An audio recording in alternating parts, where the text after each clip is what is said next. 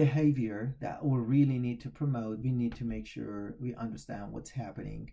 And what I'm going to do is that I'm going to take you through the canons of the American Society of Professional Estimators Code of Conduct.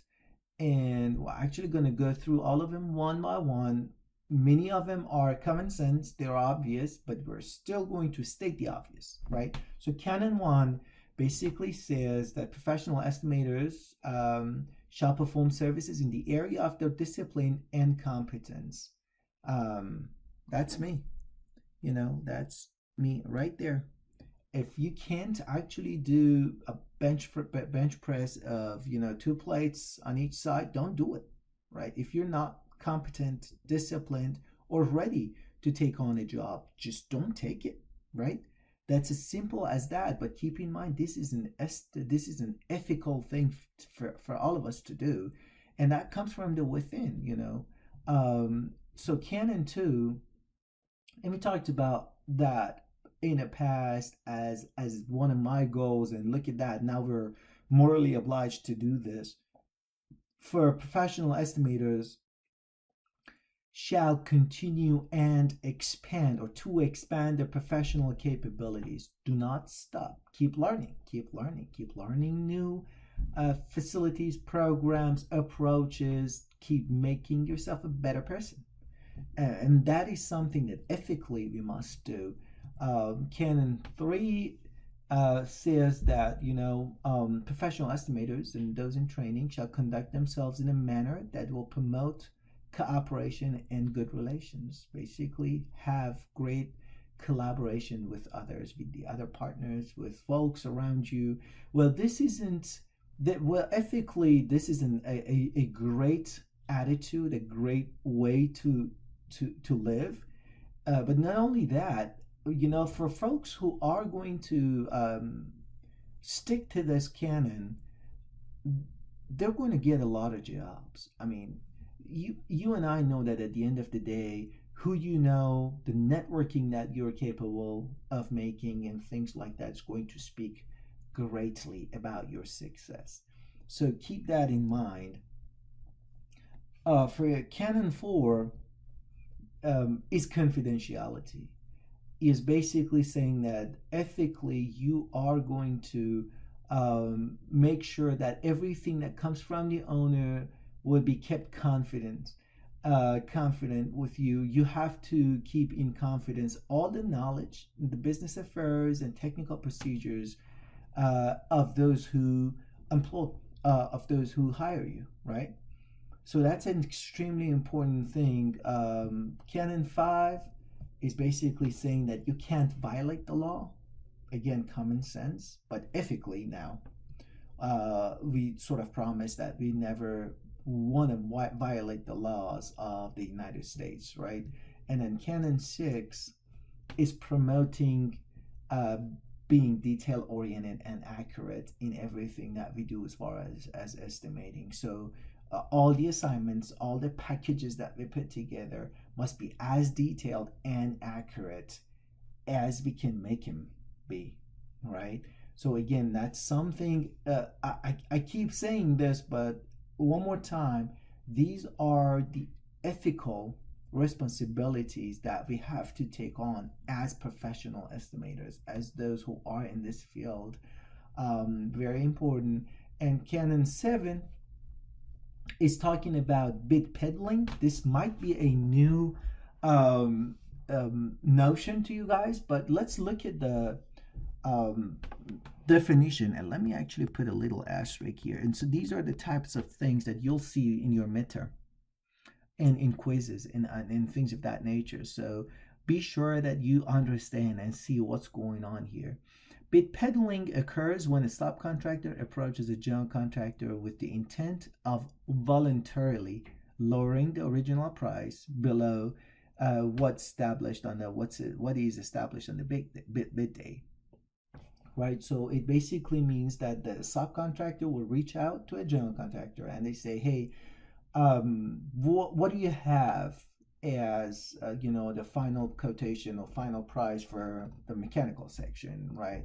And the owner and the general contractor says 2 million, and the sub can actually go back and say, hey, I'll do this for 1.9, and this is happening after the price is established on the bid day. This is unethical to do. So this action basically means that the subcontractor, in their original price, they had nuggets. For whatever reason, their initial work was incorrect. I don't know about you guys, but I won't. I won't like to work with those who are not accurate and credible in the first place. So that's bid peddling. And another thing I want to talk about is called bid rigging, and this one is interesting. This one happens when all the general contractors, as an act of conspiracy, were going to decide that they are going to raise fictitiously for no good reason. They're all going to raise their price. So let's say, for instance, um, the the project is about $10 million, right? And the owner opens the bid, and five general contractors participate. They all came up with a price of, let's say, between $9 to $11 million, but they all convene and decide that, you know what, let's just arbitrarily add another $5 million to our price, right? So whatever we have now, we're going to scale it up to a raised value for no good reason. And that's called bid rigging, unethical, actually illegal, a violation of this code of ethics, and even I think violation of law too. So it's very important for us to at least be familiar with what bid rigging means and stay away from it. Bribery is Canon 9, definitely forbidden.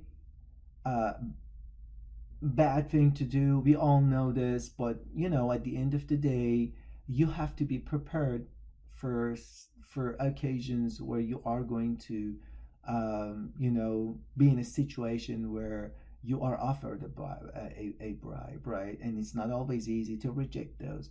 Again, have that at the back of your mind, and make sure that you work on yourself. Make sure that you see the difference between small gifts and the real act of bribery. Not always clear. Let me give you an example. If you're, let's say that you're an owner's rep, and a general contractor actually want to take you to lunch, is that considered bribery? Probably not. Probably yes. They're going to give you a pricey gift. Is that a bribery? Maybe yes, maybe no. Well, my point is that that line is not quite clear, and it's not easy for our brain to deceive us and make us feel that no, this isn't bribery. This is just a simple act of, a kindness that's coming from some other party. Make sure that you talk about this to your boss, to whoever is in charge. This is a tricky business. I'm talking about bribery. Well, let me also talk about bid shopping, and this is a good one. We really need to know. So bid shopping is when a general contractor shares one subcontractor's bid with others, right? So let's say that as a general contractor, you have the lowest bid for a certain portion of the work for 1 million, right?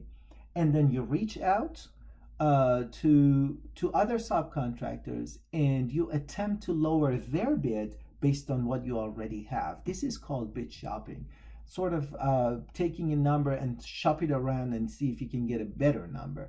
Guys, this is unethical, and believe it or not, there's a study showing that 6 out of every 10 respondents thought that this, not only this is unethical behavior, but it's not going to save any money for the owner at the end of the day.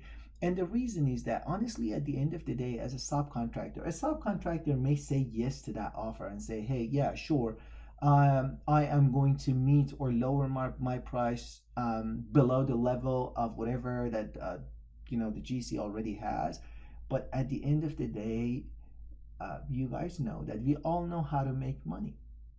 They can come up with new change orders. They can come up with new mechanisms to really earn what they deserve to earn at the first place. So this entire thing is unethical. Let's not do that. And if a general contractor is notorious for doing bid shopping, really, no one wants to work with them. No one wants to work with them. Actually, I know a lot of true stories from subcontractors where there's a bid shopper. They actually give them fictitiously high quotations, and they never win a work. They never win a job. Why? Because no one wants to work with them. That's very crucial, very important. Let's also talk about nuggets in the estimate. Nuggets are really, the definition is pockets of money in your estimating package that are unnecessary. Let me give you an example. Let's say that you ask every subcontractor at your work to have a line of cost to clean the job site, right? Well, by definition, then, and assuming that you don't self-perform any, at the end of the day, because every subcontractor is really mandated to clean after themselves, the job site must be clean. Now, let's say that you decide on top of that cleaning item in every quotation from subs, you decide to add another cleaning at your own budget. What is going to happen? There's going to be a slight nugget in there, right? And folks, I mean, this happens. You might have heard of it happening in your surrounding, but this is a real deal. Any unnecessary additional line items to inflate the budget are called nuggets. I want to stay away from them. Now, with all that said, let me pose a few ethical dilemmas to you and try to see if we can come up with some good answer for them. So after competitive bids are received, should the general contractor attempt to make a buy? Now, before we talk about this, we need to understand what making a buy means. So the GC requests an arbitrary bid reduction from the subs after the subcontractors are verbally informed. So let's say, for example, that every subcontractor, you win a job as a GC, and every subcontractor is now verbally informed about that. And let's say that such and such tasks budget is 2 million, but you reach out to your sub and say, hey, can you give me a discount of 2%, right? And that's making a buy. And the answer is no, it's unethical. And asking the subs for money will actually send bad signals to the subs that you're not going to treat them fairly throughout this project, first of all. And then second of all is that, quite frankly, the owner is going to pay for that discount that you're asking from your subs. Because like I said, we are all smart people. We know how to make money. We will make money no matter what. So the sub is going to come up with change orders. They're going to fill that gap, right? Now, let's look at that from the perspective of a bunch of numbers. Let's say that the subcontractor submits a bid for 1 million, right? Out of that 1,900,000 is going to be direct cost, 50 is indirect cost, and $50,000 is their profit, right? Now, if GC makes an attempt of 1% buy, let's see how much that is going to affect the profit of the subcontractor, right? All right, so 1% of 1 million is going to be $10,000. When you look at the breakdown of the 1 million, you readily understand that the direct cost cannot be affected. That's really the cost of material, labor, and stuff like that. That's the cost that you are putting in there. So that $10,000 cannot come out of the 900 direct costs. Indirect costs, similar. So it's not too hard to argue that all of this $10,000 is going to come out of the subcontractor's pocket as profit. So now they're going to make $40,000 of profit. And if you want to calculate the relative change of that, you realize that only 1% making a buy is going to reduce the profit of the subcontractor by 20%, guys. 20% is a large number.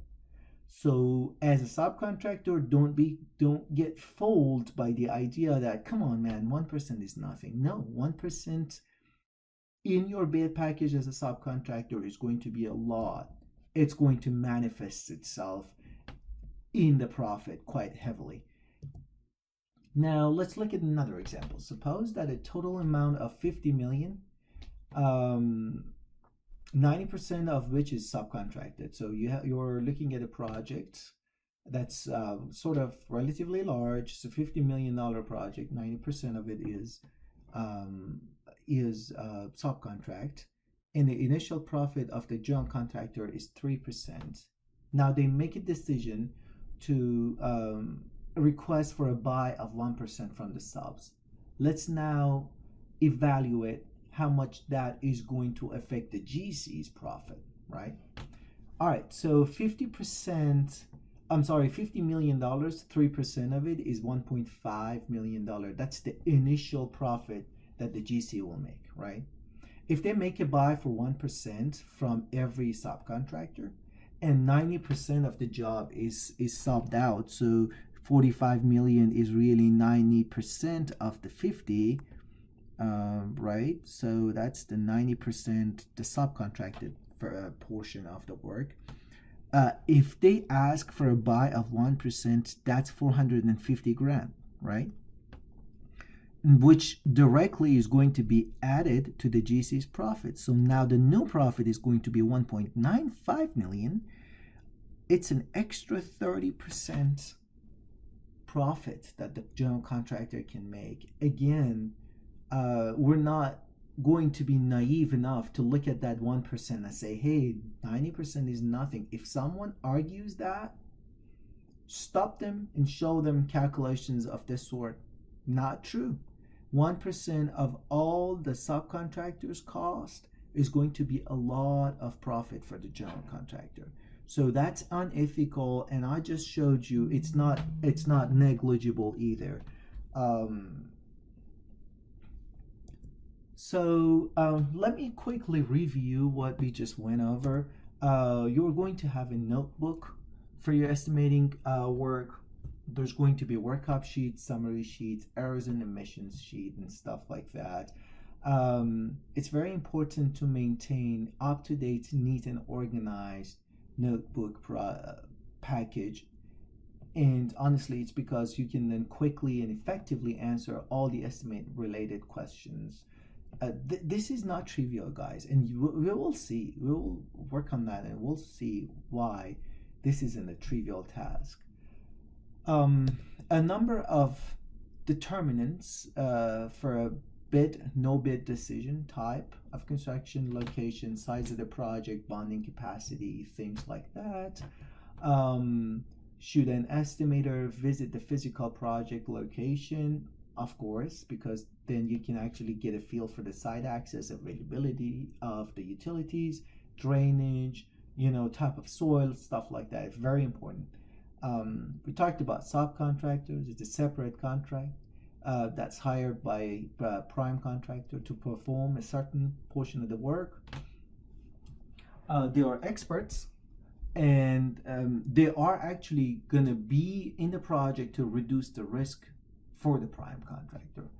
But it is still very, very important for us to basically review the subcontractor's work and make sure that you redo some of the estimate they do for reasons that you see there. We talked about bid shopping. It's unethical. It really destroys the trust between subs and the prime. Not a good idea. We talked about two primary estimating sheets, being workup sheet and summary sheet. We talked about bid rigging, and we said that it's a agreement by companies to really fictitiously raise their competitive bid, and that'll affect the competition really in the bidding process. We talked about making a buy, and we said, first of all, it's unethical, and second of all, it's not negligible. So 1%, 0.5% can turn out a lot on